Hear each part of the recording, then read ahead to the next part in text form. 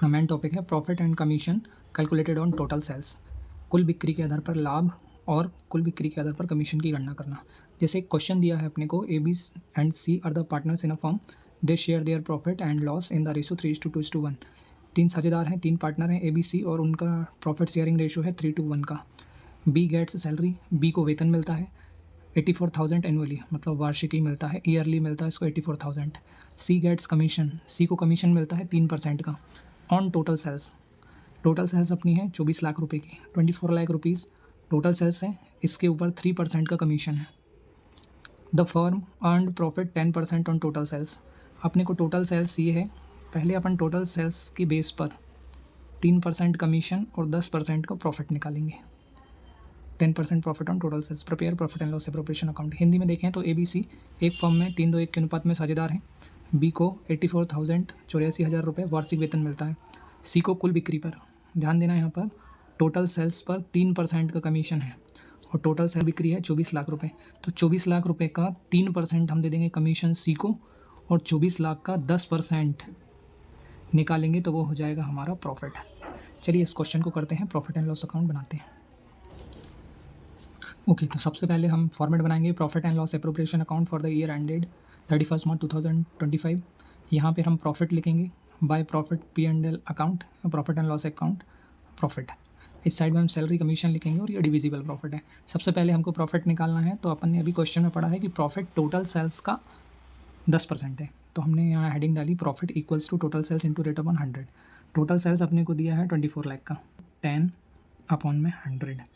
ऐसे कमीशन निकालना होगा तो total sales into rate upon 100, तो टोटल सेल्स का 3%, मतलब चलो इसको सॉल्व करते हैं। तो 20 से 20 कैंसिल हो जाएंगे, तो ये हमारे पास आ गया टोटल प्रॉफिट आ गया हमारा 2,40,000 का। इस 2,40,000 को हम प्रॉफिट की जगह पे लिख देंगे, तो हो जाएगा 2,40,000। अब यहाँ पे हम कमीशन निकालेंगे, तो 20 से 20 को कैंसिल करेंगे तो हमारा जो कमीशन आ जाएगा वो आ जाएगा 72,000 का। 84,000 की तो हमने सैलरी लिखी, प्रॉफिट जो हमने ये निकाला 2,40,000 का ये लिखा, कमीशन निकाला हमने 72,000 का, तो हमने ये 72,000 का हमने कमीशन लिख दिया। अब हमको निकालना है डिविजिबल प्रॉफिट। डिविजिबल प्रॉफिट कैसे निकलेगा, इस साइड का टोटल अपना आता है 2,40,000। अब डेबिट और क्रेडिट में जिस साइड का टोटल ज़्यादा रहता है वही दोनों साइड लिखाता है, तो 2,40,000 ही ज़्यादा है, तो हम यहाँ पर 2,40,000 लिख देंगे।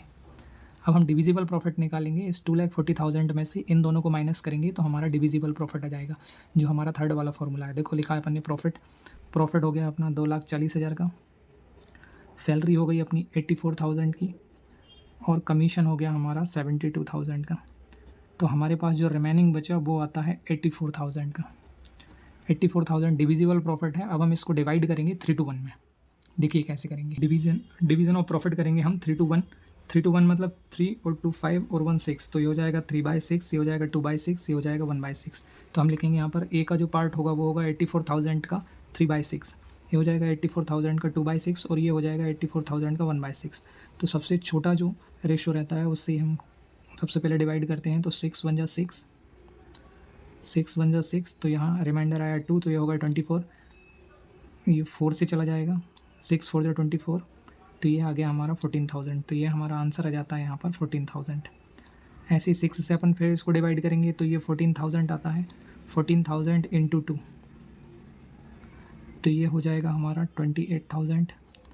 ऐसे ही ये 6 से अगर हम डिवाइड करेंगे तो ये 14,000 टाइम जाएगा, तो ये 14,000 इंटू 3 इक्वल्स टू 42,000। तो हमको तीनों के मिल गए, ए का पार्ट आया 42,000, बी का 28 और सी का 14। ये ले जाके हम डिविजिबल प्रॉफिट में यहाँ लिख देंगे 1000 का। तो इस तरीके से हम profit and loss appropriation account बनाएंगे जब प्रॉफिट और कमीशन को हम टोटल सेल्स के ऊपर बनाना होता है। तो शर्त दी थी कि टोटल सेल्स का 10% प्रॉफिट है और 3% कमीशन है। तो हमने एक फॉर्मूला लगाया profit equals to total sales into rate upon 100। Total sales था 24 लाख, इसका 10% हमने किया 2,40,000 रुपये, हमने ये प्रॉफिट के यहाँ पे लिख दिए। अब सैलरी हमको ऑलरेडी दी थी क्वेश्चन में, तो हमने सैलरी 84,000 लिख दी। अब कमीशन की बारी आई तो ये भी टोटल सेल्स का 3% था, तो हमने 24 लाख का 3% निकाला 72,000, इसको भी हमने ले जाके यहाँ लिख दिया कमीशन की जगह पे। अब हमको डिविजिबल प्रॉफिट निकालना। डिविजिबल प्रॉफिट कैसे आएगा, जब प्रॉफिट में से सैलरी और कमीशन को हम माइनस कर देंगे तो हमारे पास 84,000 आया। डिवाइड किया 3 to 1 में। ये 84,000 का 3/6 आया 42,000, 2/6 आया है 28,000 28,000 और 1/6 आया है 14,000। इसको हमने यहाँ डिविजिबल प्रॉफिट में लिख दिया। आई होप आपको समझ में आया होगा। नेक्स्ट